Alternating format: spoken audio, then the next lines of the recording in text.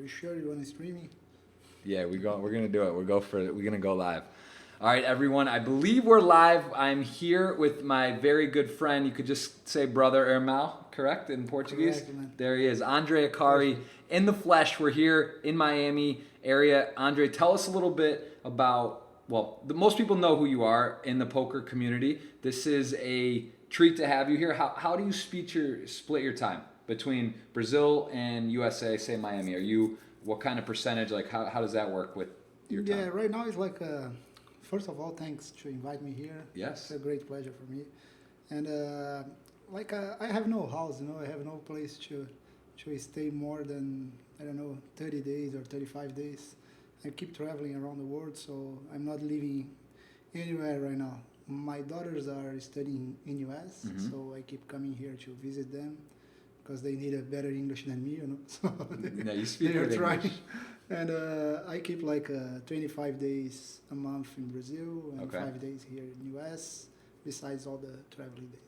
Okay, so now tell us, how old? You have a daughter's 20 and a daughter's 14. Yeah, I'm 44 now. 44. Wow. Yeah. And I don't look like. no, you look about Vinci 43, right? Vinci Oito. Vinci. Yeah, 28, my friend. Come on, man. Akkari's in the building, guys. So tell me a little bit about starting playing poker, because we have a lot of similarities. My wife's Brazilian, so I can understand the culture. It's different there with poker. It's completely different. So how you are? We're gonna stream over here and show you guys a little bit about. I can look at this guy. You won a bracelet. You won a WSOP bracelet. You've been playing at least tournament poker. I mean, this is a ridiculously impressive. Since 2006 is when you first. It shows on the Hendon Mob that you started playing poker in 2006. Were you playing cash games or stuff before, or was this when it all started? No, I never played cash games in my life.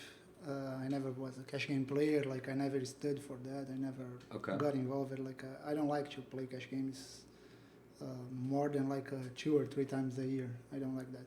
Sometimes when I'm in Vegas, I play some limit hold'em cash games, like old school stuff, Okay. But I don't like to play.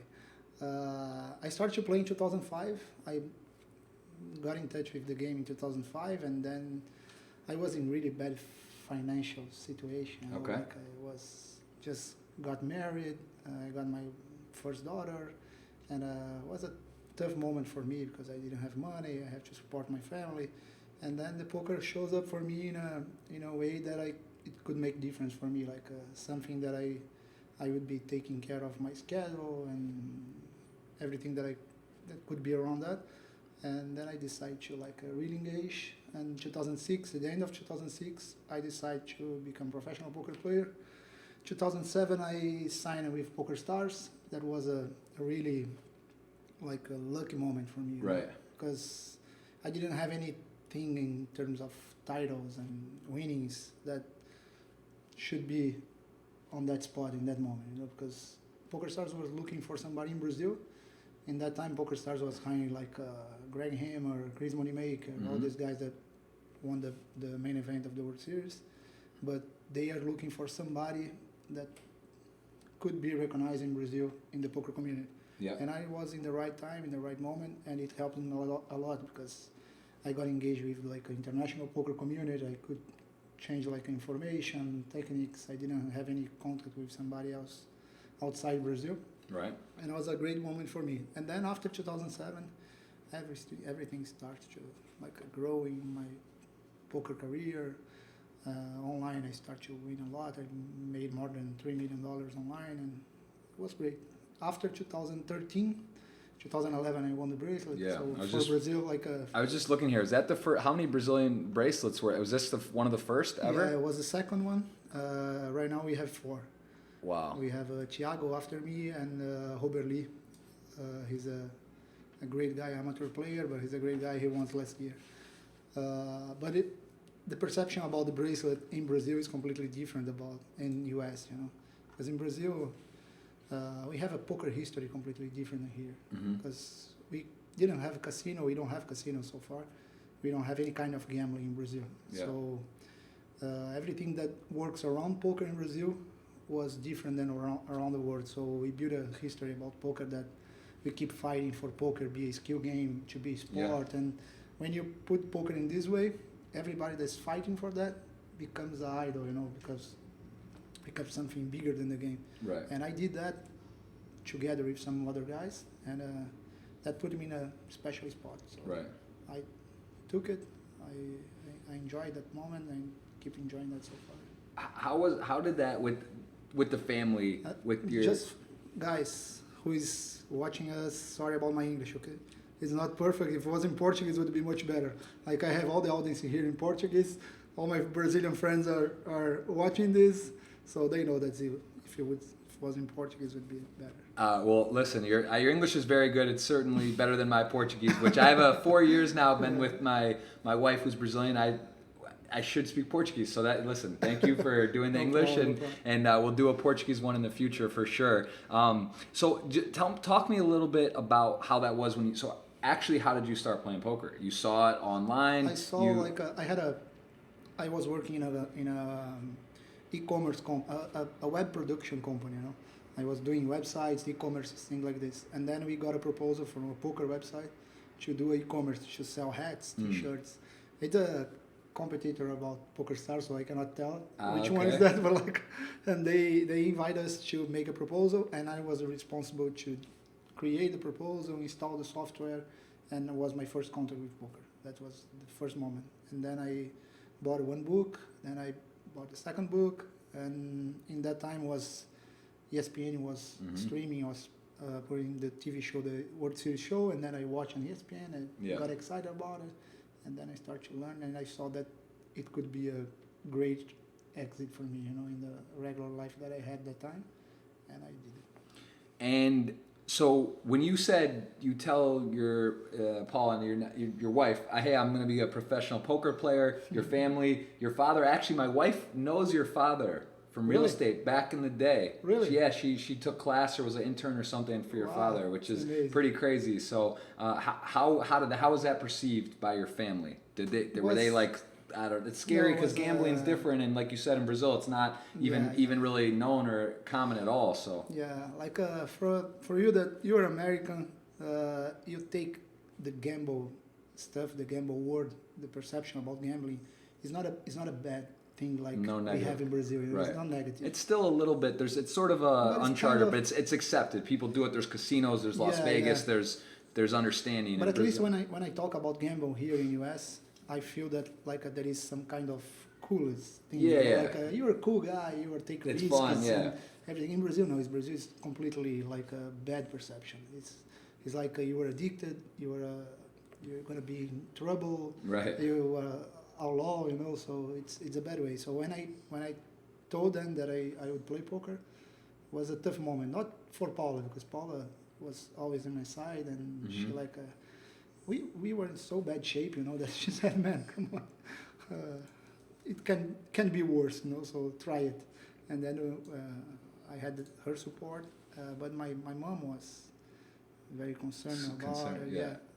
My father in that time, I had a life like I spent my life away from my father. My father was not with my mom, and he was traveling around the world, and he passed away in 2011, the same year that I won the bracelet. He passed away. Sorry to hear that, And but it was I was tough in that moment, but I was pretty confident that it could work, And then I convinced my mom, I convinced my aunties, all the people around me that was talking something bad about poker. The only way to convince somebody is with results. If you're bringing money to the table, they are looking in the good way. At least they are more confident about it, and I did it. That is a tricky part, especially with poker, because it's so results oriented, and as a tournament player there's a lot of variance. You can feel sometimes because they don't care. You show them a percentage. I got an aces to kings, or I had the guy drew out on me. It doesn't matter. So it's it is a little bit tough sometimes, because you really feel that you need to produce, perform, and cash games are a little more consistent. If you're a winning player, tournaments can be streaks. So that had to feel good to get that World Series of Poker bracelet. I mean, that was just massive, I'm sure, for you and for your in 2011 the World Series bracelet was was something outside the poker thing, to show to somebody that doesn't know poker. It's not outside the poker, but for somebody who's never been in touch with poker, they say, "Oh man, you are a world champion." For us, I always say that in Brazil. Maybe nobody from US never heard me telling that, but like the World Series of Poker Bracelet is a great thing. Like there is a lot of poker players that are much better than me. The problem is they never gonna get that. They're never gonna win a bracelet, and in fact, it's not important that much, because the important thing about poker players, the graphic, is how much you're making a year, is how much tournaments you're playing, how you take care of variance and things like this. For us as a poker player, but for them it's different. Like for people outside poker, they want to know if you are a world champion, if you are getting rich, if you are like putting your family in trouble. Yeah. That's the kind of stuff that mattered for them. So the bracelet helped me a lot, but my online play helped much more, like in a way that like I could show them if I was playing like a 300, 400, 500 tournaments a month, I can be profitable. And then year after year, I was profitable at that time. And I'm saying that because now I'm not playing online anymore, like in the way that I was playing before. Right. But it was great. Like I was not in a huge trouble to convince people. Right. Like, I did it in a good way. Yeah, I mean, Brazil is one of the emerging markets. Brazil, India. It's just like I was just there for the Millions tournament with Party Poker. There's been other tournaments there. The BSOP, of course, been many times. It's crazy how passionate and how much people really love it. And you must know better than anybody how fast it's actually growing, and just seems positive, and it's got to feel good to be. I mean, you're the face of Brazilian poker. There's a couple other guys, Rafa, Philippe, I know, Yao, Samao, and these guys that are very putting out a lot of content. The Team 4Bet, all these things that are happening. Brazil gets a lot of attention now, so it's got to be exciting to see. You probably never imagined in 2006, 7, 11 when you won the bracelet that Brazil would ever have this type of. Your friends with Neymar, he loves poker. It's exciting to see, that kind of energy, that kind of stuff has to help, but it's got to feel good. We take poker in a different way again. Like when I'm talking to some American poker player, they have no idea what's happening down there, like in Brazil. Right. And in Brazil, we take it as a sport, as a mind sport. So since it's a mind sport, people are rooting for you, people are following you, they want to see the results. You have like a huge positive side of that, and you have like a big negative side as well. Because as a sport, when you're not doing good, people are hating you. And tell me a little bit about that, because I would imagine, for myself, I do vlogs. You do a lot of Instagram stories. You do a lot of Snapchat or different. I don't know. You do a lot of different socials. I'll just real quick run through again. Akkari here. Here's his Twitter, guys. Make sure if you guys love, you can give him a follow, and also on Instagram as well. You can see we're just there at the Hard Rock. We were both playing this event. You go around. You have a lot of fun content and different types of stuff. There's your man Bazzano winning with Rafa winning that tournament. It's pretty incredible. Also, guys, I just want to remind you, we do have a giveaway for a tweet. If you want to ask a question, we are going to answer some questions here. We're going to run through these, and I think Akkari has some. I see a lot of Brazilians in there. I'm not going to be able to translate the Portuguese. So, hello, Dad. Good to see you. He says he gives off a great vibe. There's my father in there. Hello, Richard. There he is. Going to be a grandfather soon. First, now going to be a grandpa. But so guys, make sure you get some questions from here and hit the retweet button, and we'll hit that a little bit later on.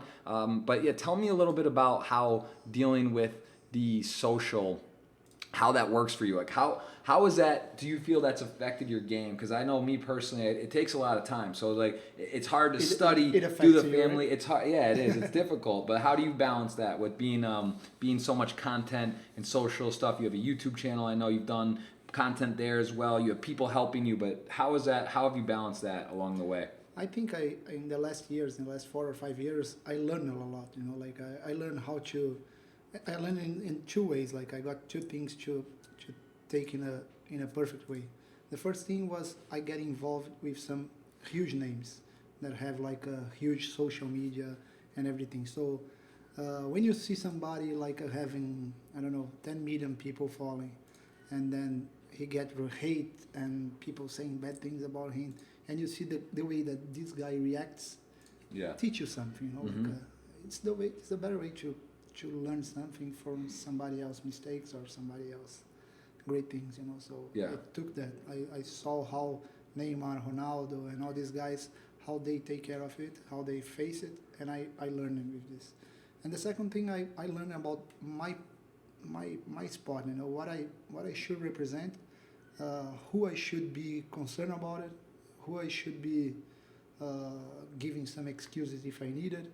And this circle is so small, you know, like people who is taking care of me, who likes me, is just a few people. It's not this huge mass that follow me on the social media. Most of these guys, they like me, but there's a lot of people that they don't like me at all. And I really don't care, you know. I take care of my family, of my friends, and of people who send me good vibes and great. Yeah.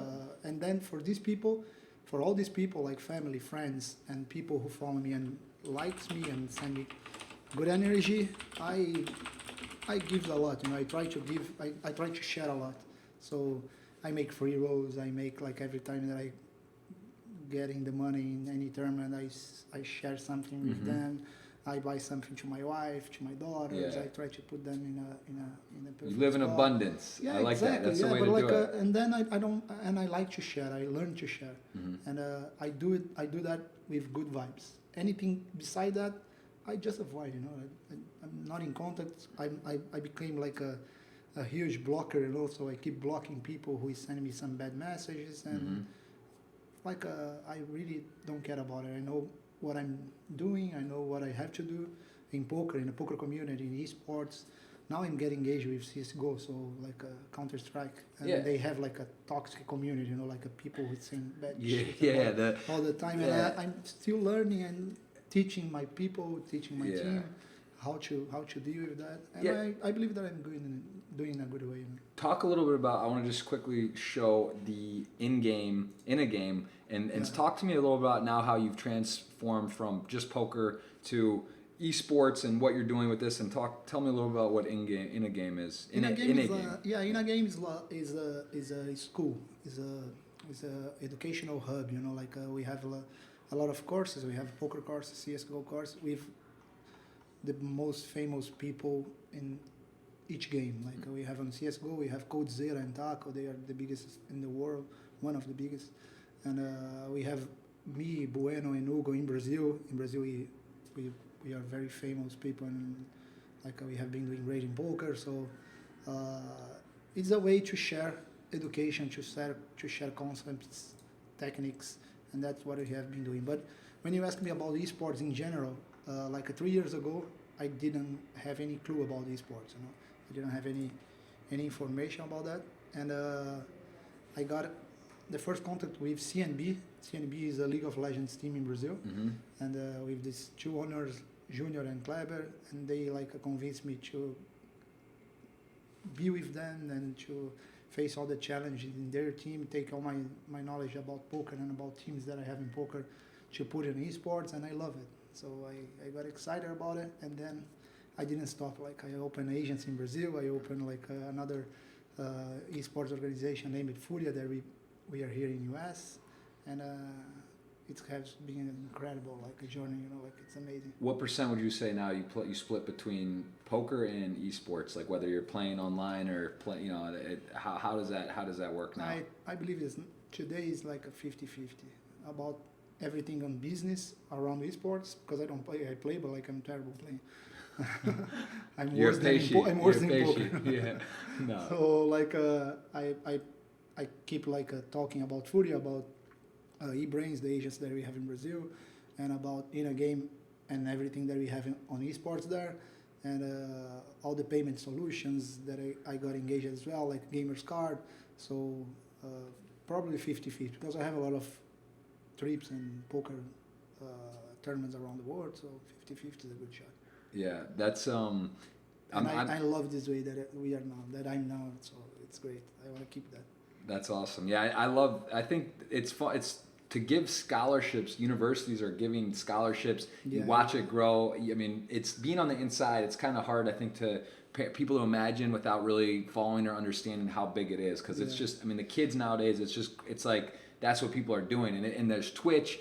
people are watching people stream even, get Yeah. numbers, people watching 100. Ninjas had a 600,000 stream. I know Neymar and Ninja did something Yeah, on New we did Year's. something yesterday. Did you see that? No. And Neymar was playing with us yesterday on Furia channel, on Furia TV. Okay. It was That's, like, yeah, huge. it's crazy. Today we got all the mass media attention in Brazil, like global and Yeah. everything. We are in everywhere. But the great thing about the esports community related with poker is like people that who likes to play Counter-Strike or League of Legends, they are addicted in a good way. They have the passion to play any kind of game. Mm-hmm. Poker shows them they can play for money, you know. So, Right. because when you are like enthusiastic playing Counter-Strike, you don't imagine that you're gonna make money on that. You just wanna play and wanna Right. play with your friends.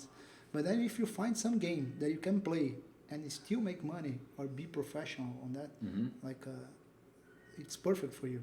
So Counter-Strike people, League of Legends people, all these esports, I'm trying to let them know that they can do it.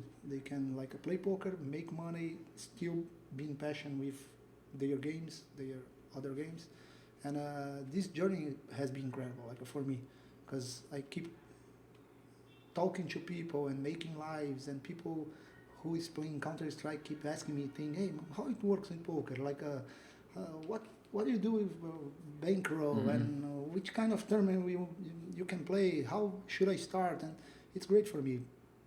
Before that was great from the poker community, and now I'm getting more people from the esports community, so it's amazing. And talk a little bit about the similarities with esports and poker, because I can speak for myself. When I started playing video games, I used to play Final Fantasy, then of course FIFA, sports games. It was Sega Genesis, then it was Nintendo 64, and then it was this sort of evolution. But it was the same thing. It was like, oh, games Yeah. are fun, but what do you win? There's like not really. It's just so now this is becoming more popular with esports. But do you see? Because you saw with Daily Fantasy Yeah. sports, it got I huge. I never get They engaged, copied but the I know. model. It's mimicked. They have heads up matches. They have sit and go with 10 people, 9 people, 18, 27 people. Then they have multi-big tournaments. Like, do you see this happening for esports? Yeah, I see, but like in general, Jeff, I believe that like there is people who you have to decide if you are a player or if you are not a player. You know, like people who is a player, they have the same energy, the same kind of mind, the same like concept spirit. You know, because when you are a player, doesn't matter which game you are talking about, you're gonna face the same problems like tilting and mind problems in general, organization, money. Mhm. It's gonna be all the same. You're gonna face problems in the work that you have, in the job that you have, because you're a player and you wanna play. You wanna keep playing all the time, and emotionally you're gonna have the same weakness in all the games. So it's very similar. Everything is very similar around esports and poker, but the benefits are great in a similar way. You know, like Yeah. you have adrenaline. You're gonna be excited to be playing and not being your regular job, like working a bank or something like that. Yeah. So it's amazing. Like I'm in contact every day with the CS:GO players from Furia, and they are living a dream. You know, they are not making a money right now that could put them in a completely like a comfortable zone for the future. You know, Right. but they are like Yeah, they're learning, they they're wanna be growing, there, they're you know. building something, Exactly, they're getting and they see their friends camaraderie. like working in a factory, working in Right. a store. You know, it's a man. Yeah. Thanks God that I'm here. You know, so it's great. Like it's around games. You have I to gotta- enjoy what you do. That's, I think, ultimately, there's also ways like where maybe they're now doing that. They may not play forever. Maybe they can do some marketing or like graphics or design, or they can be a Exactly, yeah. manager of a team, or there's ways you can do what you love and find ways If to. you are a player, you want to be in that spot. You know, Mhm. I'm not saying that like if you are a graphic designer, you are not enjoying that. You enjoy because you are not a player. Right. Because if you are a player, you want to be. But sometimes when you become a player, like a professional poker player or CS:GO player, after a while you forget about it. You know, you forget about how happy you are and how Yeah. great things in your life are happening, because like you get engaged in a routine and Mhm. something. And I'm always trying to let me know, like remember myself how great my life is, Right. and remember they themselves how great like their career are Yeah. and things like that. So it's That's what I'm amazing saying. for It's me. great because then you can maybe there's ways similar to poker now. I love playing poker. It's fun. It's great. Travel, play online. It's nothing like going online on a Sunday and getting to play some big Exactly. tournaments and go deep and maybe even stream or all that's great. But it's just fun. It's also fun to see people coming up or you're mentoring, helping people, coaching. You do classes, you do Yeah. live events, you Yeah. do online stuff. But it's fun to be able to contribute because I think it's similar to esports and poker. There's a lot of things you can apply in real life, which is what you're saying with mind Exactly. control, Yeah. tilt. How do you deal with when you're winning? Are you humble? Are you generous? How do you deal when you're not winning? Are you it's like Exactly. easy when it's Yeah. easy when things are great to be very happy, but if you're And not going yeah. on a spell, how are you treating your family, your friends? How are you dealing with it personally? And it's just a lot of my dad who's in the chat, he was saying too he wishes he played earlier because he starts playing, he loves it, and you can just apply so many real life skills. It's like golf. When you golf with someone, you get to know someone. How do they cheat? Are they legit? Are they how do they conduct themselves? Similar to a poker table, you can learn a lot about someone you play poker, how they act, how they interact. Same thing when they're losing, they're And winning, you have to learn. You have to learn like how to lose in a way that I don't believe that there is any other career or any other profession that they're gonna teach you like sports in general, like mind sports, esports, everything. Because like if you see the true fact about it, like you're gonna keep losing. Like I'm gonna travel to Monte Carlo right now to lose, probably to lose, because this is the statistical way that we live. Yeah. In the end of the year, or in the end of some period, you're gonna be winner, you're gonna be profitable, but like it's very tough to handle to lose day by day. Yeah. Like start an online session and like $1,000 down, and then the next day again and $2,000 down. It's like, fuck, man. Yeah. It's like I learn and I not just learn, but like I'm excited about this kind of life, and there is a lot of people that they are excited in the same way. Like Absolutely, you. I agree. It's definitely true. So I'm gonna scroll through. We're gonna be taking questions over here. I see a lot of really good questions, so we're gonna take some of those, and there's also a chance to win. We're gonna actually double that up. We'll make it 55 times 2, so 2 people will win. We're also looking at the chat here. I see Fabio Garcia. There might be some Portuguese stuff. Maybe we take a question from here. Christian Muller has a question. Do you want to answer that? I don't even know what that means. I can't. If we are on crypto, right? Oh, is that what he's talking about? Crypto? Yeah. No. The other guy. Okay, you can answer any. Oh, both you guys played with crypto. We'll call this one Christian the guy Muller. is saying that he can notice that a Brazilian guy trying to speak English is a great. You're the man, Akkari. Parabéns. Valeu, Christian. Obrigado, mano. Obrigado. Tamo junto. É difícil, viu, velho? É difícil falar inglês aqui, mas tô tentando. And we got Crypto Hunter talking about crypto. I don't want to. Crypto's a kind of a rabbit hole. That's almost a whole discussion. I think crypto is good for poker in general. If people can get money online, and it's a very common thing. I don't know. I'm into crypto, but like not too much. Like I'm a newbie, and I'm trying to understand and try to learn more. I'm doing some crypto classes as well, trying to learn in a better way. All right, and Sheffield 16 asks, where does Akkari see poker in Brazil in 5 and 10 years? We have seen a big growth from Brazil online and live recently, that's for sure. Where do you think in 5 years, 10 years? I think we're going to keep growing, Chef. You're going to keep growing in the next 5 and 10 years because we didn't reach like a huge amount of people comparing with some other sports in Brazil. Brazil is a soccer country, everything's around soccer. All the other sports like people doesn't care, media doesn't care, and but poker is like growing in a different way when you compare with some other sports in the past. So I believe we have like we're gonna be double in number of players in the next 10 years, and what would be nice, what's gonna be nice in my opinion is like people around the world is gonna be recognizing Brazil because there is no other country in the world that like poker is being taken care of better than in Brazil. There is no other country, even US, that we have more poker classes, more coaching, more poker teams. Brazil is huge around that, so we're gonna see the result of that in the next 5-10 years. And we're gonna have people like in the Hall of Fame. We're gonna have people winning bracelets, winning main event of the World Series. So then everybody's gonna looking more to Brazil. The media around the world is gonna look to Brazil because right now they avoid that or they don't see it coming. It's coming, but it's gonna be great. Absolutely. What do you think about poker would be like more fair without a HUD? How do you feel about heads-up displays? Yeah, like I don't know if you saw that. You've seen the last two weeks. Like No. I posted something about HUD, and like You were saying it was good or bad? No, I said that it's bad. Like I'd like to the websites cut it out. You know. Like, I know Party Poker is looking to get rid of them. It's come publicly. I know PokerStars has considered that, and I think some of the other HUDs. I think collectively it would be a good. I had a meeting with PokerStars and in the last week because it was so huge in Brazil when I told that on Twitter.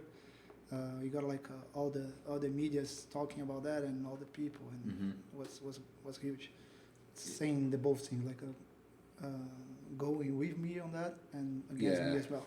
It's complicated, but I think net it would be more encouraging for everyone who doesn't understand it or use it to put it at that level. And if you're a very good player, you're still. Of course, when some professional heard me saying that, they're gonna disagree, But like, I don't believe that's not about fair or unfair.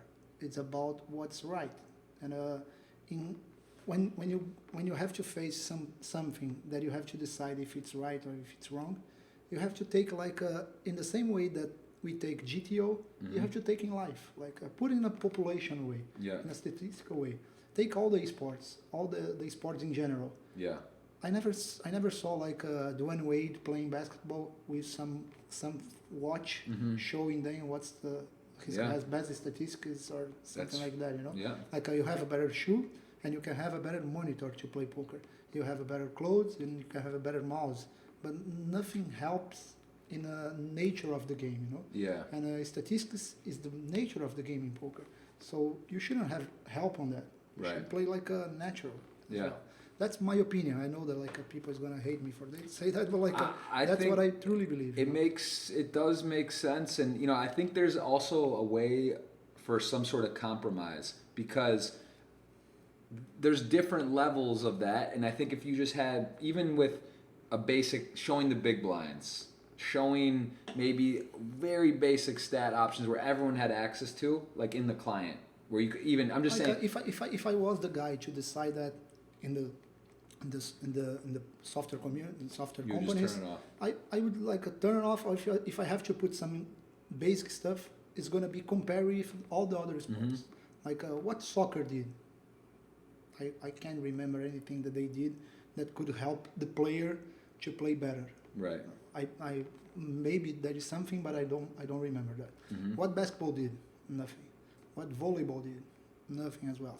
Like I know that's completely different kind of game, but or maybe there's things they can do practicing afterward. Like that's up to you. Maybe like after the game you go review film. The HUD is amazing, and I love the HUD to study, to see your game, to see like everything that you are playing, how it works. But inside the game, in the time that you are playing, I disagree that we should have that. And then people in Brazil said, like, why are you talking about that right now? Because when you were playing online, I never played with HUD in my life because I was not good enough with HUDs to play on that. But in my time, the poker was different. Right. The techniques was different. So I had some edge on that, and that now I don't have anymore playing online. What do you guys think in the chat live on YouTube? Do you want to see type 1 if you think we should have a HUD, type 2 if you think no? It's definitely an ongoing debate, and I'm leaning. I like the no HUD. I think just it really does welcome new players. It's less intimidating, especially now on Twitch. I use one because I'm not an expert with it, but I know how to use the basic functionality. And people log on Twitch and they see these it looks like Einstein numbers and stuff going on. It's like scary shit. I always said in Brazil when we have this huge discussion the last 2 weeks, I always said that who is playing with HUD right now, they are not doing anything wrong, they are doing what they can do and what's able to do. That there's no problem at all. What I'm saying is like now I'm playing online like an amateur, like I'm playing like 2 times a year, 3 times a year, and play the scoop and play the W Cup, and I have the feeling right now that like I'm not excited anymore to play on this way because people are too good in a way that they shouldn't be that good with this kind of information. And I'm not saying that if they don't have good hoods, I would be better than them. Right. Like probably I would be worse than them as well. But like there is so many kind of hoods and so many kind of information that regular people doesn't have access to that. For me, that's what makes it fun. When I go to the Hard Rock, we played in the 3500 WPT the other day. It was fun. Like you're there, you get a mixture of people. You don't really know anything about the majority of them. You recognize a few people, but when you go play, if you put me in a Sunday major and it just said player 1 through 10, and you got to play, that would be, with no information on them. That's pretty fun. And like people use the argument like when you are playing with hood, anybody that any recreational player can have it as well. Of course they can have it, but like they don't gonna have it. Statistically, they don't gonna have it. So the game's gonna be boring, like in a way. And the last thing to say about that, in my opinion, is like the professional poker players. There is a lot of professional poker players that they are so smart inside the game. They are so great in math and GTO, but they are so stupid outside the game, And then like we cannot argue, you cannot debate, because they are like, oh, you are taking my money. If you realize that if you take the hood out, you can bring more people to the game, or at least the people that they are in the game, they can play more. They're gonna be more excited. It's gonna be fantastic to the professional poker players. It's gonna be great. The for bigger them. picture, it's just they're too fixated on the simple little things. Like they're not looking at it. Like net, it's probably the best thing, and for longevity. Always in the short term. They professional poker players. Outside poker, they are always thinking the short term. They don't care. And they about come and attack future, the sites that right now with obviously Party Poker and Poker Stars, they're kind of going at each other, doing great things, bigger guarantees. They're neck and neck, but they get a lot of criticism from people who like to talk stuff. But they're ultimately looking at the best interest to keep the game where it is. They're they're getting rid of bots. They're doing other stuff. They're trying to get back to that just core enjoyment and playing and where people just feel comfortable. And when you're talking about that on social media, like people using arguments that we cannot talk about, For sure. I want to get into, we're going to kind of jump around to some questions, guys. Again, there is a retweet competition, a retweet giveaway, I'll call it. We're going to give away 2 people actually $55 for the question, but we're gonna run through. I actually have to use a restroom. How about Akkari? Why don't we leave up and answer a few of these while I'm gone for a second? Let me just read the first one. Just go. Then later I'm gonna ask some questions in Portuguese. Yeah, you can. Why don't you take? We'll do one first here, and then why don't you pull up some of the Portuguese ones from your guys, and I'll ask you this one. So why did you decide to become a poker professional? I urge you to take that. What urged you to take that path? Can you walk calmly in Brazil without being overwhelmed by the fans? Do you get noticed on the streets in Brazil? Or I'm sure at poker tournaments and stuff, of course, but what about on a daily day when you're walking around or out? No, it's not like that, Ivan. Right back. Okay, no problem. Hello, Ivan. Hello, buddy. No, it's not like that. Like I'm a completely normal person in Brazil.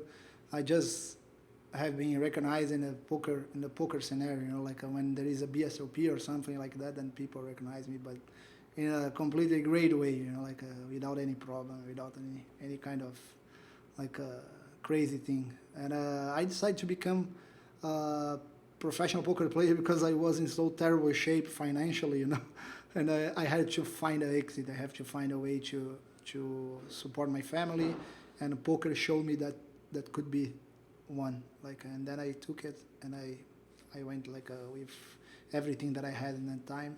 In mind way, in a power way, and I did it, and it was great. So I'm gonna answer some questions in Portuguese that people put on my Twitter here.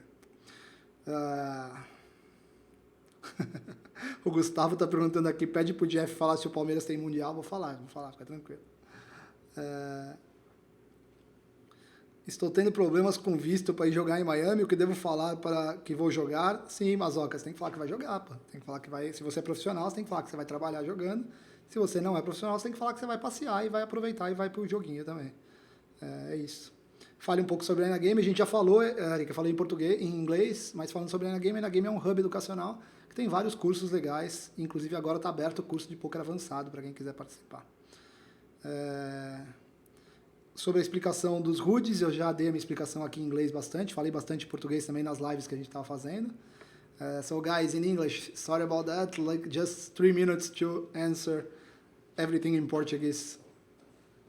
And Jeff is using his rich toilet. Yes. You got a couple. So there is a question here. Eu vou falar em português e depois em inglês, ok? O que vocês acham da opinião do Daniel Coleman sobre a divulgação do poker? The people are asking what I think and what do you think about Daniel Coleman saying that poker is his dark side or something like that. When did he say that? Recently? No, he said that like a few months ago. Okay. I believe, yeah. I just was with Dan in Brazil, actually. He's down in Rio, and he actually has a Brazilian girlfriend for a couple of years. I don't know if you know that. No, yeah, a serious Brazilian girlfriend. Really? So he's a smart man too. He looks like a great guy. He is, man. I never get in contact like more than 1 or 2 times, but he was amazing when I meet him. Yeah. What do you think about that? With the statement? Like I don't like to analyze this kind of statement because probably is not what he mean. You know, like people taking all the words in a different way in a social media, you know. Mm-hmm. I don't know if he said that his dark side is poker, but like if he said that, I disagree because you cannot be talking about the thing that brought you so many great things and so much money. And money is important in my opinion for several things. You know? Probably one of the best things is like you can help people that didn't have the same chance that you had. Yeah. So you can help with money. So for me, it's an incredible thing. Besides like having money, buy a car or buy an apartment, that's great as well. But like you can help a lot of people, right? What I'm doing now, I have like several people around me that is working and doing great things because I did money. Yeah. So it's great. So if Daniel told that, maybe he's not using the money in the good way. What I don't believe is happening because I don't know him, but I know people that know him. Right. But I don't believe that his intention was just that. Yeah, I think it is also difficult. I know Dan very well, and I think it's also hard. You can it's even like texting with someone. You say a statement or something. It's hard to really understand what they mean or how they're saying it, and it can get twisted very easily. So yeah, I think it's hard to speculate. Here we could say like poker is our dark side in so many different ways. You know? Yeah. Like, poker brought me like the dark side when I'm tutoring, or something like that. Yeah, it's but then out of context. We are not saying that poker is bad. Poker is terrible for me, you know. Like for sure, I would bet a lot that Dan doesn't think that, you know, that his poker. He thinks that he's very happy about poker and is winning the 14 he's great. million. Like, he's an amazing player. So, absolutely insanely great player. So fair enough. Do you have another? We want to take another Brazil question. So I'm gonna ask you in Portuguese, in English for you, but like people are asking you, okay? Okay. What's your biggest dream about poker? So pessoas perguntaram pro Jeff qual é o maior sonho dele no poker. They're asking to me on my own podcast. All right, I like that. My biggest dream is to win a major title, so like a WSOP bracelet or one of the EPTs or a Party Millions, like one of the major titles, because I've had seconds, thirds, WSOPs, WPTs, and I want my son to say, you know, call it his father's a champion. So that would be my biggest dream, to win a major title. He's gonna say that anyway, but no, I get it, but it's I want that. I want the real trophy. Let's take the title, Yeah, we get one eventually. It'd be fun. Let me hop over here. We'll go over to Twitter again, guys. Get the retweets out, and if you have a question for Mr. Akkari, we're here for a bit before we have a dinner tonight. So we're my minha esposa grávida. She's pregnant. She's coming to pick us up, but we're gonna stick with you until we have to go to dinner.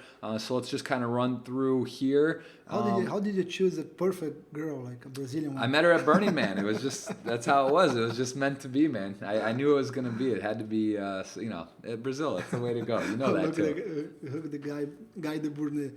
Is there something in Brazil's psyche that makes them good poker players? Yeah, give us that. Tell us. No, man. I think like we have some kind of spirit in Brazil, in Latin America in general, that's not good for poker, in my opinion. But like people in Latin America are so passionate about it. Yes. Like they suffer, they're screaming, and it's not good for poker in a general way. You know, like you have to learn against your nature, because you wanna scream when you're bluffing, like you're sweating, Right. and the things like all the Brazilians are like that. But then if you learn in a good way, we have some other great side of Brazilian, to be a Latin American.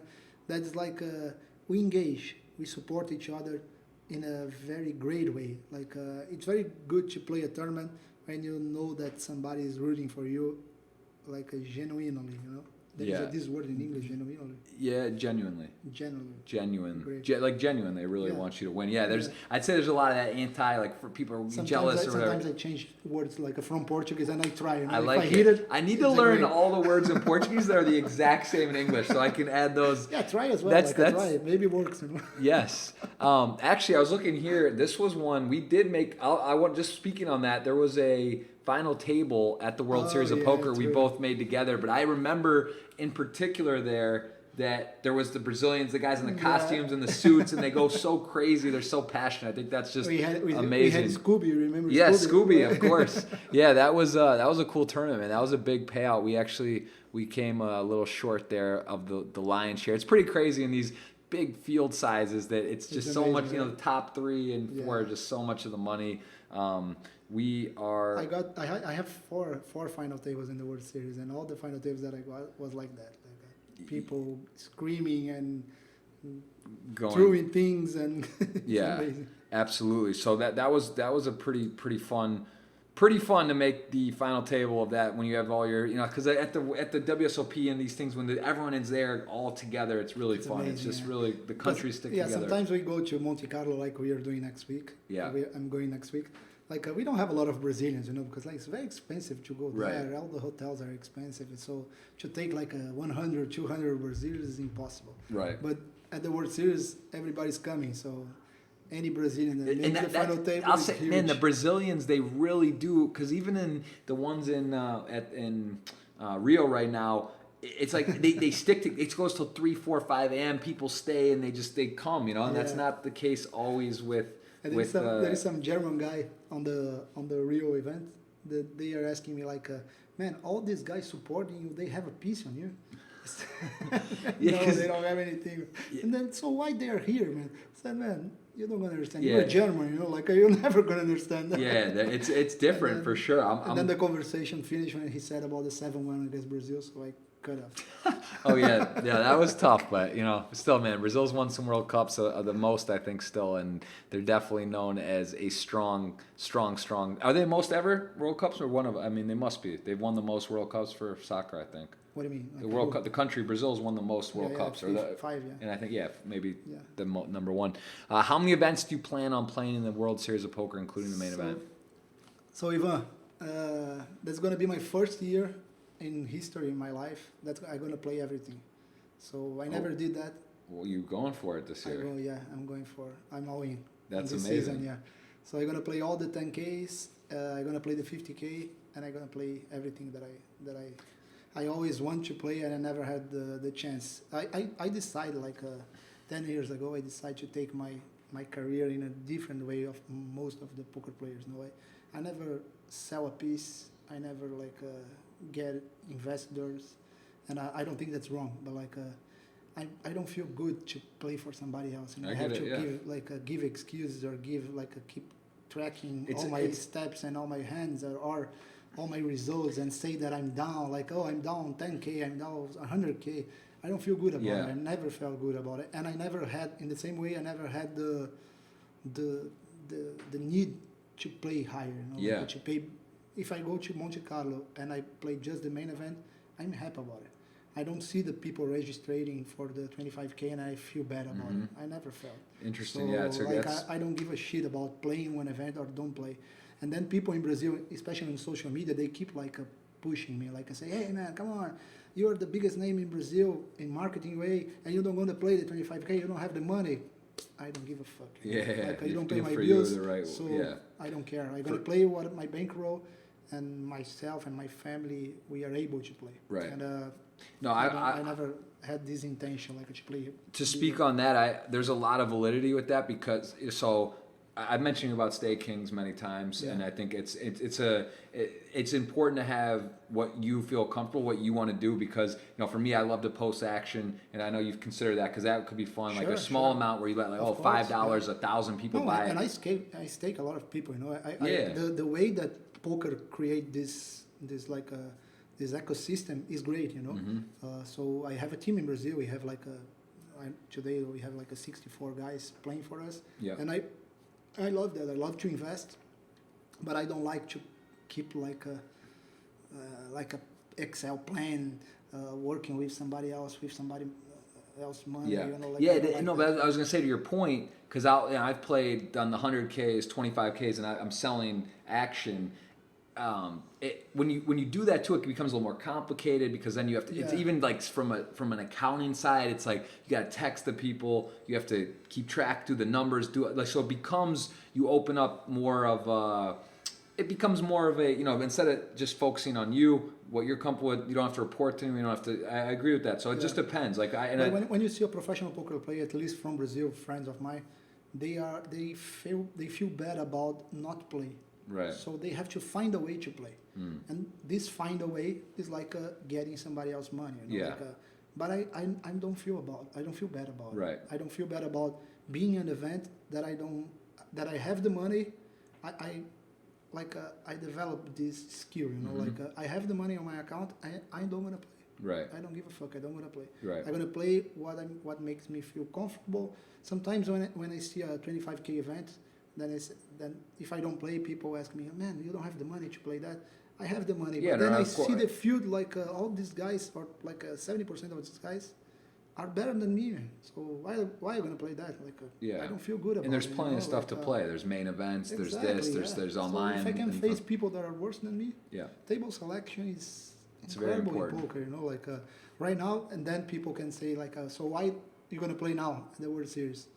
Because I have been studying a lot poker, and I have been passionate to study poker again. I lost that in 4 or 5 years ago, and in the last 1 year I got engaged again because people from my team and people friends of me João Simão, Rafa, they keep helping me to get the kind of skill that I don't have. So I feel more comfortable, and I'm getting results. In the last 2 years, I got a lot of final tables. I've noticed main that. events. So I'm happy to do that. I was just looking. I know I was there for a couple. I know you've had some pretty sick runs and big opportunities and some nice scores. I remember there was one in Barcelona. Barcelona there. Which one's that? This one? No. Down here. It's this one. Yeah. Yeah, this one. 373,000. That's a sick one. Queens against ace queen. You had the queens? Yeah. Yeah, that's on the river. Oh, yes, equity pot it was well over $1 million to first in this one. Yeah. 1.4 million. Yeah, so these are the spots too, where it says you put your difference, right? It's amazing how that works. I don't know how long time it takes to to pass through that, to understand that after it happens. For me, it's 10 minutes max. Yeah.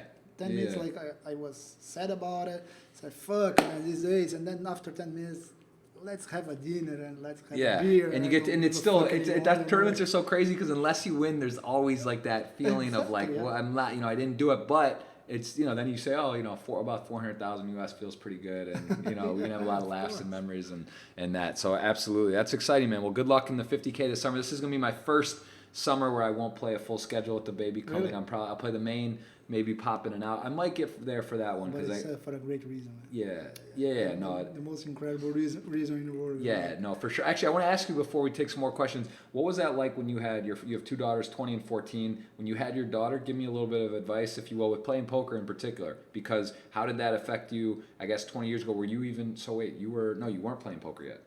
I was. At 20 years ago, the second daughter, I was fully committed with poker. Poker, but the first one. Yeah, the first one not. You weren't in poker yet. The first one, you're a completely different situation than me in that time. You're safe. I wasn't terrible in that time. I was in very bad shape, financially. So it was a little more pressure it was terrible. Then in the second one I was bad as well when I started to play poker, but then. The thing that you have to decide when the baby comes is if you're gonna be the perfect father, doesn't gonna work for you. Mm-hmm. You know, because you have to be all the time with them, and being all the time with them, with your wife and with your son, with your kid, it's like it's gonna put you in trouble professionally. You know, Right. like you're gonna miss some events, you're gonna miss some contracts, some appointments that you have, like a media thing, Twitch, streaming, things like this. So you have to be like a reasonable. I will balance, say, you know? I think it is. I agree with that for sure, and I'm already kind of processing how that's going to look. Luckily, in some ways, it's different now than 15, 20 years ago, 10 years, 5 years ago. Even with Twitch and stuff. Granted, I'll be in because the thing is, we could go to Bahamas, we can go to Mexico, we can go to Brazil, and I can stream some, which is cool. Sure. But like, it'll definitely be different, no question. It's not going to be just going around the world to all the stops, and Sure. you can't do that. It doesn't make sense. But trying to realize But how that's going. If I were in your shape, like if I gonna be in your position right now, I would play as much as I can, you know, because this is gonna make you're a great player. You're getting results all the time. Yeah. You're close to win something big. That's something that's gonna make a huge difference for you and for your family. So now you have the perfect motivation for that. Right. So it's different. You're gonna play different. You're gonna play not that you're gonna play more responsible or less aggressive. It's not like that. But you're gonna play. You're perfect, you know. Right. So you're gonna find the perfect solution for every equation that you have. Mm-hmm. So that's the right time to play, in my opinion. Some other people think no, that is the right time to stay in my house and to looking for a way to do things around my kid. You know. Right. I don't think like this is the perfect scenario because now you have to get it, and the time pass, you know, man. And Right. You don't know what's gonna happen. It's like, also in you 10 don't want to years have and regrets. 5 You know, years. you want like that's the thing I tell too. My wife, luckily, is so Amelia. She's very understanding, very supportive, which is huge. And I'm sure your wife Paula is as well. It's and you have to have that because they need to understand your dreams, your aspirations. course, You need to be yeah. realistic and like And you said, I'm have a telling balance. you like it was myself, you know. So I don't know your situation, your financial situation. If you are rich already, if you have money invested, so then you can spend more time with in your house. In that time was different for me. Like I had to play. I had to like close my room and play online, and hear like my daughter screaming and crying and ask Paula to help me because I should be focused on Poker Stars playing all the tables that I was. So that's what I did. I don't regret for anything. Like I'm very happy about the time that I spent with them and the time that I didn't. Right. So it's also I think it's important about being present and being able to, like you said, if you have good help, if you have support. I'm playing right now.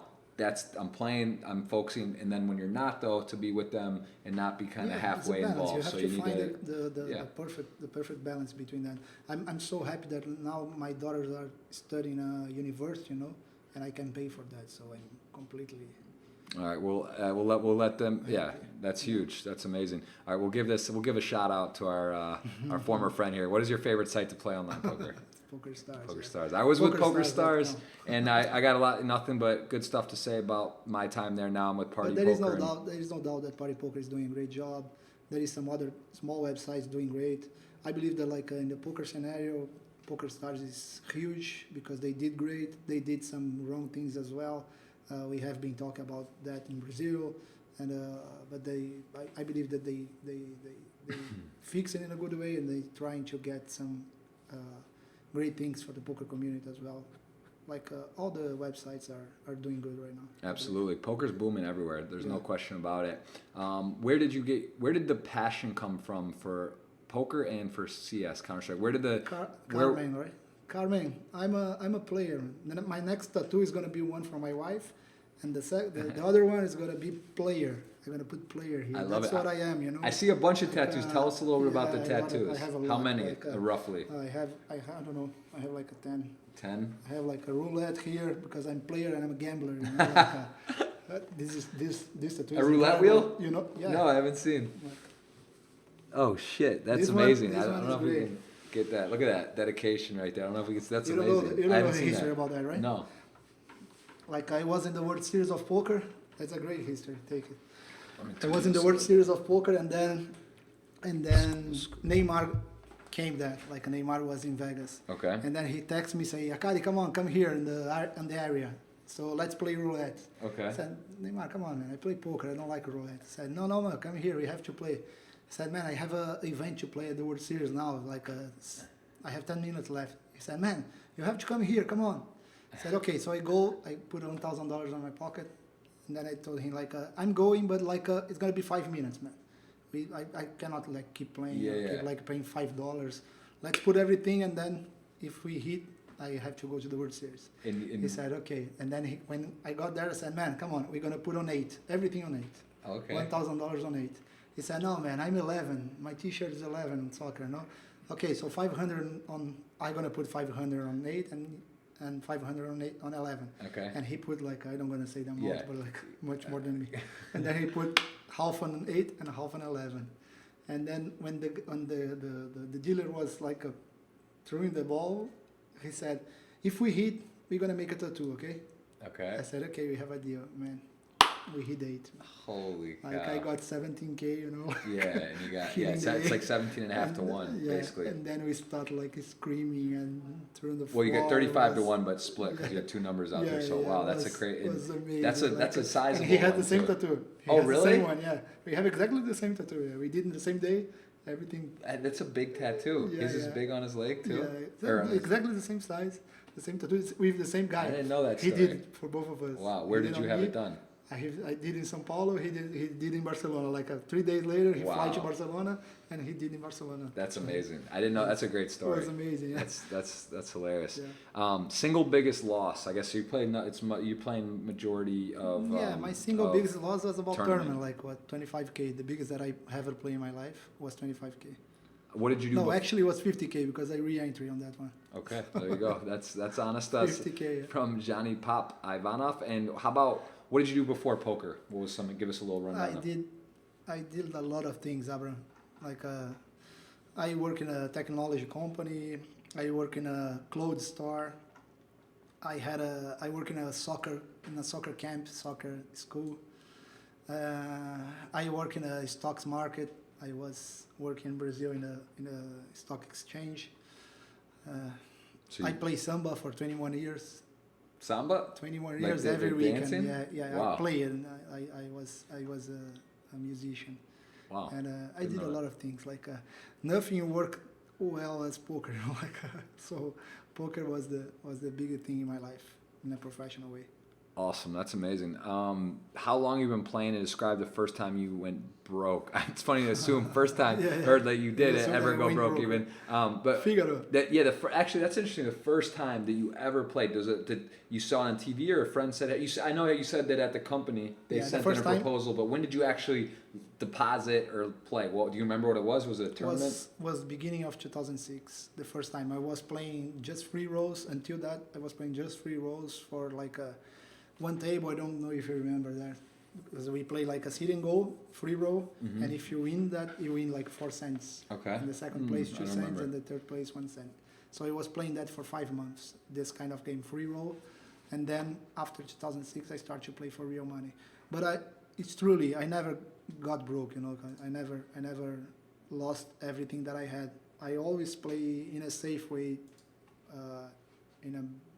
with my bankroll. I never play because I never had that ego, you know, like I should play. Yeah, me too. I've done it. I played for a long time, 25 cent 50, and I just never wanted to be.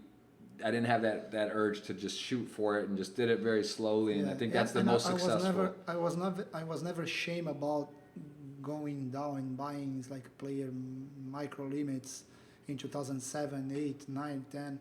I was like I got variance, and I that is some days that I was losing, and then I just like cut in a half the average buying, and then I play like I was playing $25, then I was playing like $7 with the same happiness. Like I didn't care. I'm the same way. I love the game. It doesn't matter. And that's the point as well, that I never got anything huge. You know, I think that that's the same scenario, the same ecosystem that I create for myself. Like I never got like a $2 million tournament, $3 million tournament. The biggest win that I have is like a 750. Yeah. That's 700 in the bracelet. So I never put myself in a situation to win huge as well. So that's kind of the way that I like to do it. That's awesome. Favorite snack at the poker table? I'm getting hungry. Speaking of snacks, I don't know how long we're gonna. Ruffles, man. Ruffles. I love Ruffles. Beautiful. Like I'm addicted. Which flavor? a barbecue. You don't have Yeah, here. I love You barbecue. got, No, no, you don't I- have I- it here, man. You're a sad guy. No, Ruffles Barbecue? No, you don't have it. We have it here. What's a It's different not- one in It's Brazil? completely. It's better in Brazil? No, this one is shit.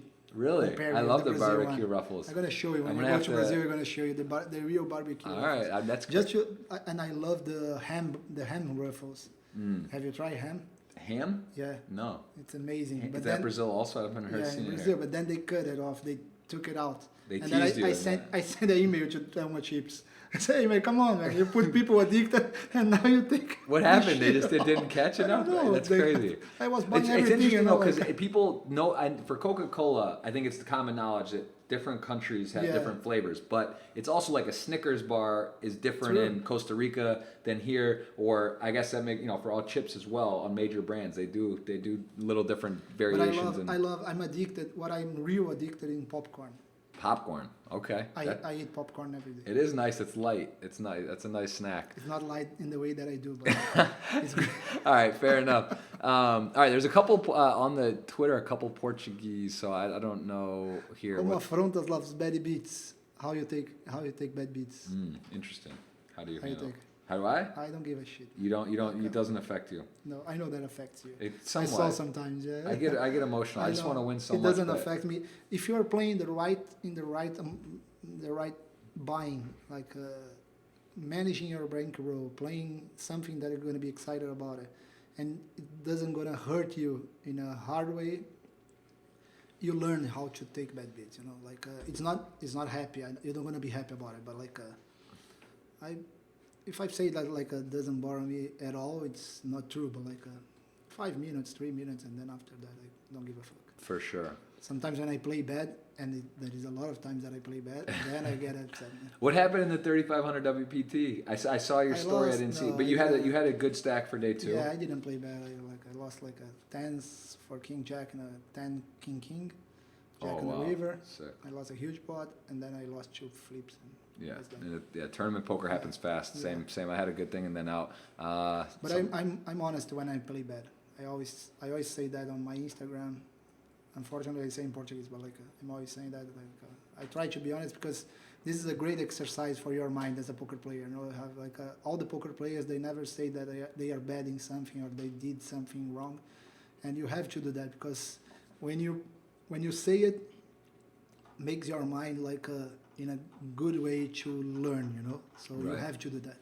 Absolutely. No, it's true. It's important. You're right. To be, You have to say you it can't loud, always just say it. And I think to be another humble, yeah. another important part about that is it's often not your last hand. It's very easy to say I lost kings to eights Yeah, of and course, oh whatever. But what about all the other pots and the things? And did you make a course. bad call or this? And so that's another thing I try to really realize. It doesn't Yeah. matter. The last hand's usually Because irrelevant. poker it's a bunch of excuses that you can use, to let people know how you bust. Right. And most of that is a bluff, it's not a bluff in poker, it's a bluff in life. You're not tell them the truth, you're saying something to make you feel better or to put your image in a better spot. But you didn't lose the tournament ace king against queens. You lose the queen 8 there 3 bet that you shouldn't 3 bet or something like Yeah. that, and then You made a see big- bet and yeah. you lose a huge pot because the guy raised. Make a bad and then, call, yeah. a tight fold. Sometimes you bluff without any equity, and then you don't say that on Twitter or Yeah, Instagram, and then Yeah. I try to not do that. And I truly believe that's the reason that I have what I have in Brazil and in Latin America, because when people are following me, they are getting the truth, they are getting the real fact about everything. And Yeah. I try my best doing that. Sometimes even if I feel uncomfortable or shame about it, I tell that anyway. Yeah, no, it's good to be transparent and people appreciate of it course, for yeah. sure. People are going to face that, and then they're going to be angry with you because you didn't tell the truth. For sure. Do you remember the first poker tournament and how it went? The first time you ever played poker in a tournament, how was it? Were you ready or not really? Had you already live learned? tournament, right? Online, Yeah, I don't let's- remember. okay, the let's live go tournament. live, yeah. Live tournament was in 2005. We had really small tournaments in São Paulo, and tournaments that we don't have a dealer. We are dealing by ourselves. And I remember that we had a underground casino in São Paulo, and was my first tournament there. I lost, of course, but it was a great experience because I was so worried because I was going to a wrong underground place, not a wrong place but underground, and until I got there was all fear and saying, man, maybe I'm doing the wrong thing. I have daughters. What the fuck I'm doing? And then when I got there, it was amazing. People are incredible and people are so honest.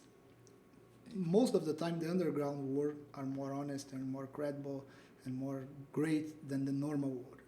Not in a bad way, the underground, but in games, I truly believe that in Brazil at least, when you talk, I have some friends that work in a gamble thing in Rio, an underground gamble thing. They are the most honest people, great people. They are worth everything that they say, they make it happen. Right. So and you kind of have to be at that point to keep your integrity, to make people to trust, because it's already there's some assumptions and people are worried. So that's makes a lot of sense. Exactly. There's a couple Portuguese questions here. We do have actually we have a little bit more. We do have a dinner we're going to with our wives, which is going to be fun tonight. And I don't know how to Adrian, I don't know if he's still there. It's getting a little dark on the screen here. I don't know how to. Oh, actually. Let me see this. No that problem. Might help a little bit. We are more tan. Yeah, we're exactly. Tan is right? Yes, tan. Right? Now, I'm branquinho. There is a past for tan. Tan is a verb. Tan is don't put me on the spot. Tan. Yeah, I'm tan. No, because in Brazil it's a verb, bronzeado. Bronzeado. Bronze. Yeah, okay. So it's a difficult word, but you cannot say I am tanned, right? No. I'm tan. In Brazil you can. I was tan, or I am tan. Yeah. Okay, it's a situation, right? All right, Adrian says, let me see which way is better. I think it's better with this on. I don't know. We're gonna just mess around, pretend. We got Ghost of M. I have no idea what this guy's built here, man. It's an incredible office, and I was telling him to play more to save his kid. I'm terrible. I don't have the feeling, right? It's fun here. I must say, I would tell you what. If I could, mark my words, if I could play online poker, with the world stage, not just because even now, well, you can't even play in Florida, but let's just say New Jersey, for example, or Nevada. But if I could actually get on and stream normally here, I would stream it's so much. I don't think people understand, and I know being on the road, it's difficult because you have a little laptop, the internet sucks. You don't have, here you got a comfortable chair, you got good internet, you got your setup, the monitors. And that's not a great thing to say because people doesn't get it. They don't get it. Think of you are flying to Monte Carlo and you're complaining about that. Yeah. No, man, I'm not complaining, but it's tough. After a while, it is. The first time that you go there, it's amazing. I'll tell you what, the single thing that's the most tricky about streaming and all, it's really the setup, and it's so ridiculously hard because I think a lot of people just think, oh, you just turn your laptop on and hit live. No, there's equipment, there's this, there's that, and you know how. You're like a machine. Yeah, but you stream NASA, you stream some games too, a little bit though. Stream a lot. Yeah, I stream. You play. When they made me stream, I stream. Yeah. But I don't have the time to do that. I know I'm involved in a lot of business. For sure. And a lot of trips, so I'm trying to focus in something that's more related with me. For sure. There's actually a fair amount of Portuguese questions here on the. If you see any ones that jump out at you, feel free to answer in Portuguese. But we also have some people. I want to shout out Ghost of M, legend in the chat. And my friend, he says, amazing podcast, Akkari. I'm your biggest fan, Daniel Machado. That's Brazilian, no? E aí, Daniel, tudo bem? It's Brazilian for sure. Yeah, Machado and Daniel's a very Abraço, Daniel. Tamo junto. Yeah, Je suis fan in French is I'm tired of it. Eric Beck, good to see you, man. Adrian's still hanging around. He is in the mix. This is the kind of expression that you should use in Portuguese. Tamo junto. Say it. Tamo junto? Tamo junto. Tamo junto. Yeah, tamo junto is a kind of expression that you don't have here in US. It's we are together, Hey, buddy, we are together. Very nice. That's awesome. But everybody uses it. I like that. I wanted to know if I would get a chance to play against Andre at the BSOP Salvador. Unfortunately, you don't have the chance. The Nantuque.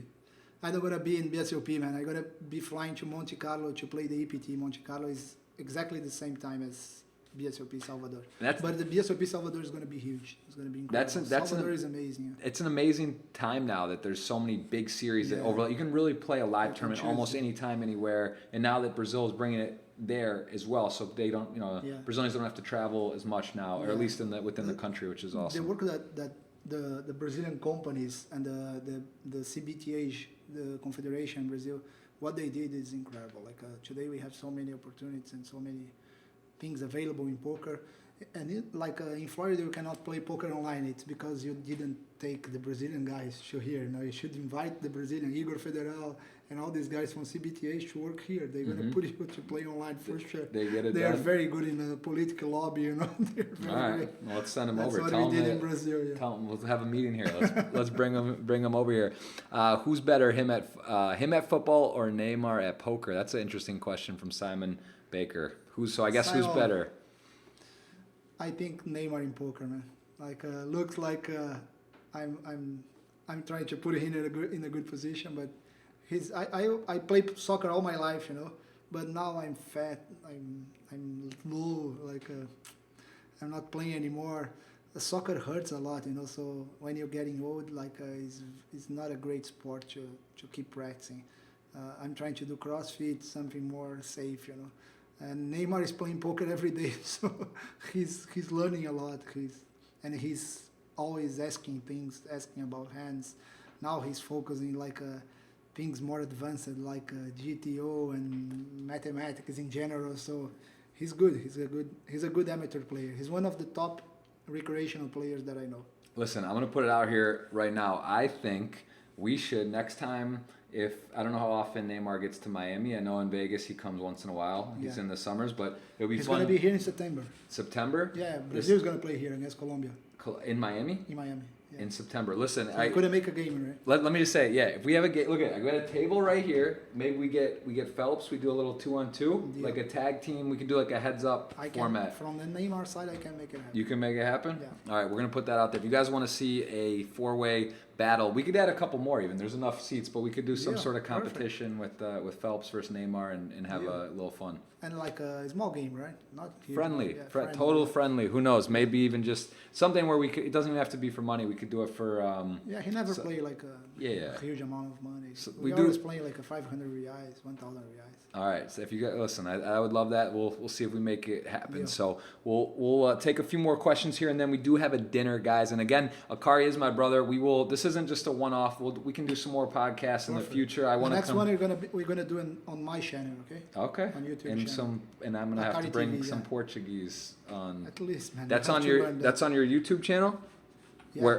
How often do you? Akkari, let me just I put some videos. I know you have a YouTube, but. Akkari TV. Yeah. Let's see. Yeah, This. Of course, yeah.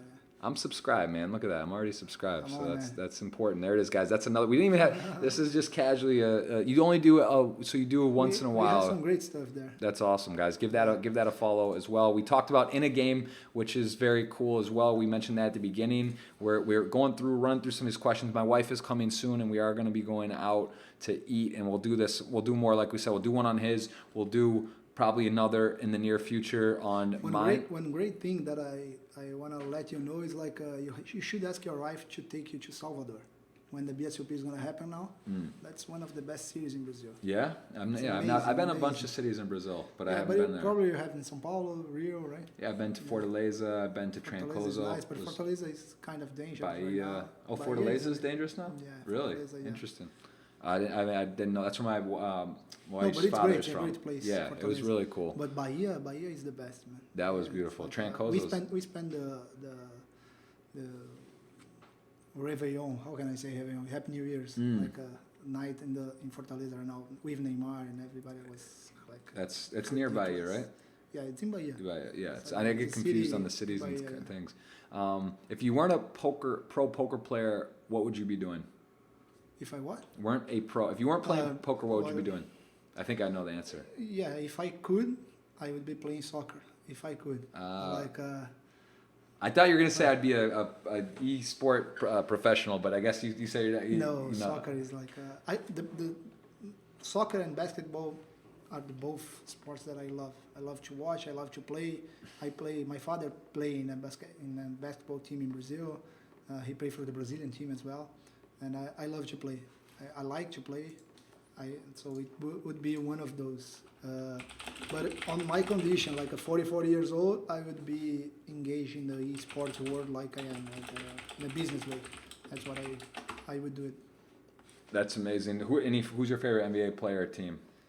I like Miami because I keep coming to the American D-Wade? lines. D-Wade fan? D-Wade was amazing, man. Yeah. It was incredible. Yeah, that was he had quite a. I watched both games, like the last two. Was special career. And I didn't know, because I'm from Brazil and I'm not keep following. I didn't know him as a person, you know.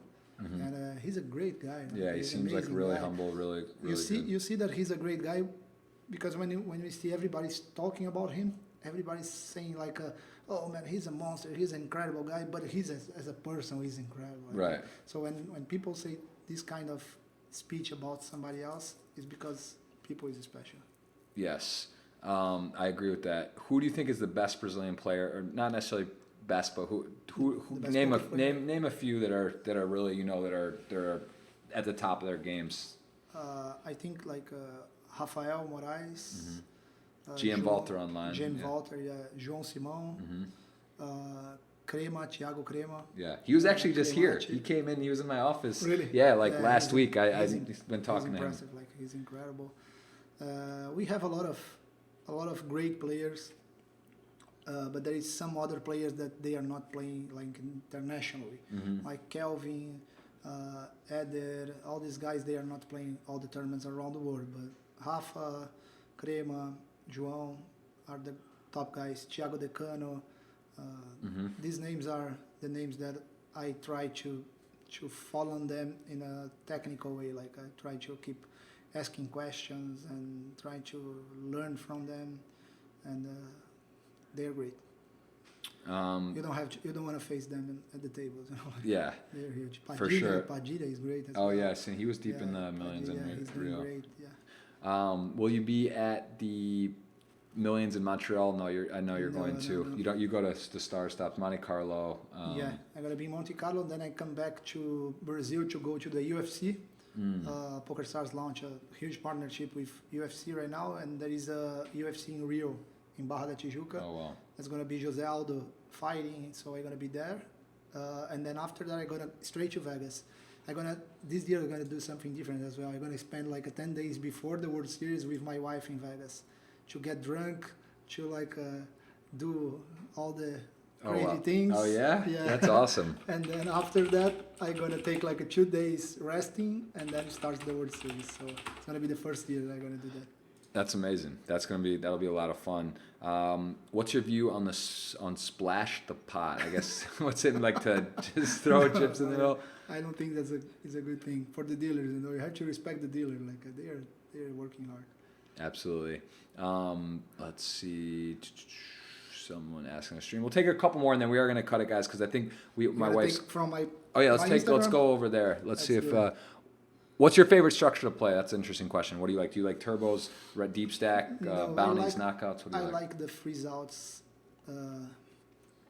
That's what I play all my life, and that's what I most like. I don't play bounties because I didn't study that a lot, and there is a lot of study around bounties. You know, like people keep tracking everything around bounties, and I don't know that kind of stuff. So I don't play a lot. I like sometimes like a tournament with one rebuy or one re-entry. Yeah. I love that as well, especially when we are flying like to Monte Carlo or far away. Then you don't get busted in the first day and you have to take another 11 hours flight. Right. But freeze outs are my. What's your favorite? Guy. And now I love mixed games. You know, I'm studying a lot. Oh, that's cool. I want to get into that too. I don't know a lot about all the games, especially PLO, and this is my worst game. But I love PLO. It's so fun. But it's same. I'm gonna have some classes with João Simão. He promised me that. That's awesome. I got already one in Rio, but I'm gonna get more. So I'm trying to learn. I'm always trying to learn. It's fun. It is fun. That's what's so great. Even if you're pretty good, there's always stuff to do. There's always ways to get better, even the best. What's your favorite thing about being a poker pro besides playing the game? Traveling. I love travel. I love traveling around the world. I love know people. If it wasn't for poker, I wouldn't be here. You know, knowing some American guy, great guy like him. I have friends in Spain. I have friends in France. I have friends a lot of friends here in US, so I love to be in that spot, to keep traveling, getting more culture from another countries.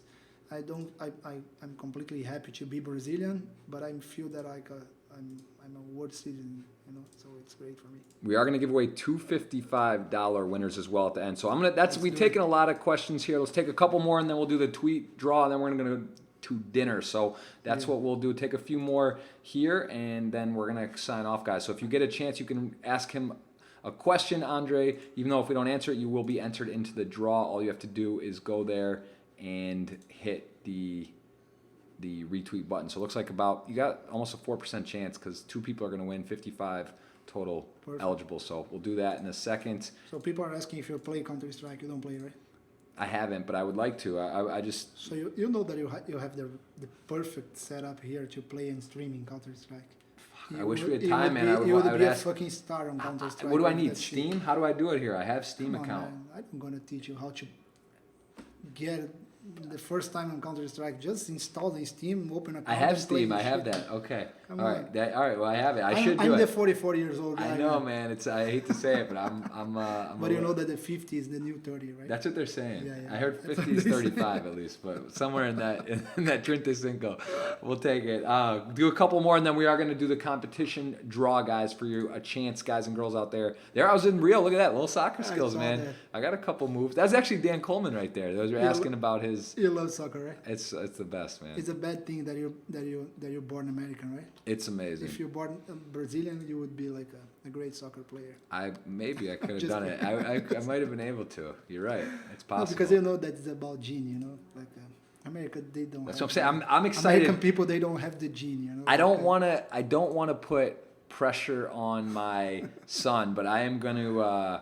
I do want to him to play. Pressure, but I would love if he played some soccer. I got to juggle with Neymar. I have it somewhere here. That's on there. We'll show you guys another time. But that was actually at the World Series. That was fun. I remember that. Yeah. Yeah, we'll let you guys check that on your own. That's on my channel. Akkari has his Akkari TV. I have. Every time that Neymar asked about you, he said, "Oh, that American guy who played soccer." I gave him a lucky $2 bill. Remember, he made quad deuces. We were playing poker. It's crazy.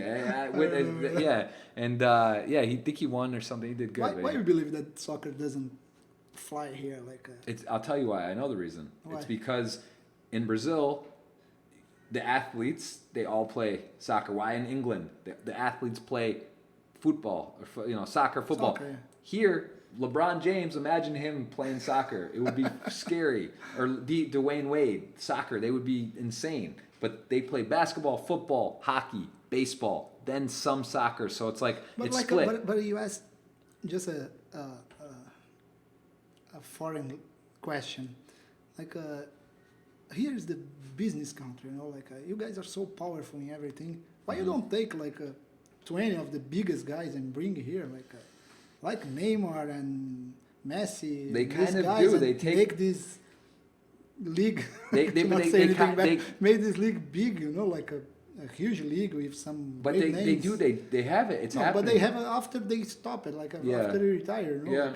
It's getting with better. 40 though. years old, 38 years old. That's like their tour. I get they it. should take 25 years old, 23 years old, and then the league's gonna explode. That's a good point. And I know Beckham is starting the team here in Miami. Yeah, who knows? Neymar promised him that he's gonna play here. Oh, really? Yeah, but probably on 37 years old.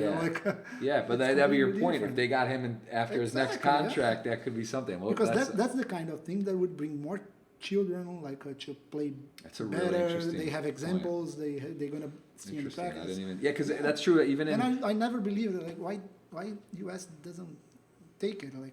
Let's get on the horn with Beckham and let's see if we can come in. Call someone and let's get the league started. We'll take one. Let's do one more question. Then let's do the giveaway so we can pop out of here.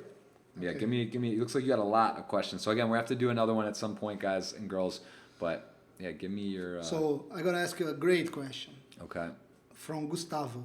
Okay. Mm-hmm. Gustavo is asking, do you know Palmeiras? Yeah. The team. The question is, Palmeiras has a world champion title. Do they have a world champion? Yeah. The champion of the entire. Yeah, because we have a world champion soccer in Japan. Right? Oh. Corinthians won 2 times that. Oh, Corinthians. One in Brazil and one in Japan. So there's Palmeiras. Yeah. this is the biggest joke in Brazil. Like Palmeiras has or hasn't. It sounds like they probably won something, but not technically a. Oh, maybe it was technically a world championship. You're a smart guy, right? Yeah. So they have it or they haven't. They You could have won. You have to take it in an equity way. You know, they have like a 3% of the population in Brazil. Who you wanna be in favor? Like who you wanna give some good words? I think for the 97 or for the 3%. I think they've won. No, they. I'm trying to be wishful thinking, man. O Palmeiras não tem mundial. Está decretado que o Palmeiras não tem mundial. All right, they are our biggest rival in Brazil, you know. So we keep joking them all the time that they don't have a world champion. Forget about That's it. hilarious. I didn't know. Oh yeah, I need to get educated. We have all the memes around that. Everything is around Palmeiras. That's awesome. All right, well, guys, listen. This has been a treat. I'm gonna let Andre go ahead and choose when. So again, we did cop. We'll give you guys another second here to load this up and see if you can. Looks like I'm not logged in. So okay, we have it copy pasted. I'm gonna let you count it down. 2 people are gonna win $55 on your watch. So why don't you count down? Tell me when, or just tell me when you say you're feeling it's time for someone to win $55. Just tell me, and I will. Tell me when. 1, 2, 3, go. Boom. And I have officially hit the wrong. I think I am on. I remember this guy. I'm on the wrong thing. I've hit the wrong OBS. So someone just won $55, Abraham Martinez, and I hope Vadran's here because I have just gone to the wrong overlay. So we almost had a flawless show. Now look at this. Look at the error messages are coming up, and I am on the wrong thing. I hope he's still here. So we're on the wrong. Oh, he's back. Look, I didn't have to type. He's already on the screen fixing it. I don't know what I hit. Yeah. All right. Well, we'll leave it. Now, yeah. I just hit the wrong button. I don't know what happened. Let me see if this works. Oh, there's where we go. Works. Okay. So Abraham Martinez just won $55. I can't even. I'm not even logged into my Twitter. So Vadran, can you write this down? Congrats, Abraham. Yeah. Congrats on the $55 courtesy. Good luck, man. Take it down. Yeah. So good luck. We will send you 55. Well, I guess it's on record, so we'll be able to find it. So that's one, and then we're going to do it for a second time right here. So we'll do it one more time. Go ahead, Akkari, tell me when to do it, and we will do it. Do it. Go. Boom. Vamos. Number 2, we got Hugh Reese Engel. You also, whoa. Wow. That's quite a avatar there. A little scary. Looks like a Halloween costume, but you do win. Congrats, Hugh. $55 coming your way as well. And we are going to head off to dinner again, guys. Andre Akkari, you can follow him all over the place. Twitter, Instagram. What's your favorite place to put content out? You said YouTube once in a while, Akkari TV, but you're on Instagram. You do stories. You do a lot of content, Instagram lives. Yeah, I use Instagram all the time. Yeah. I don't have I have a Snapchat, but I don't use it, so focus on Instagram. Snapchat seems to be going down, man. No one really using Snapchat. Here in the US is semi-popular, right? But still Instagram the most in popular. In Brazil, nobody uses that. We had a live double live Instagram video today. That was fun. We got the $255 giveaways. This will go up on the. What are we gonna put this? We're gonna put this up on YouTube. This will be up on iTunes. I'm just getting involved with I'm trying to learn how that all works. Spotify, iTunes, and all that. But our esposas are getting hungry. We're gonna sign off with Mr. Akkari. We'll be on his in the future. He'll be back on mine, and we'll see you very soon. Good luck in Monte Carlo, my brother. Always a pleasure. Thanks for coming. We're gonna be back soon. You guys. And follow him. One more time. Sorry about my English. That was good. Very good English, man. See you guys.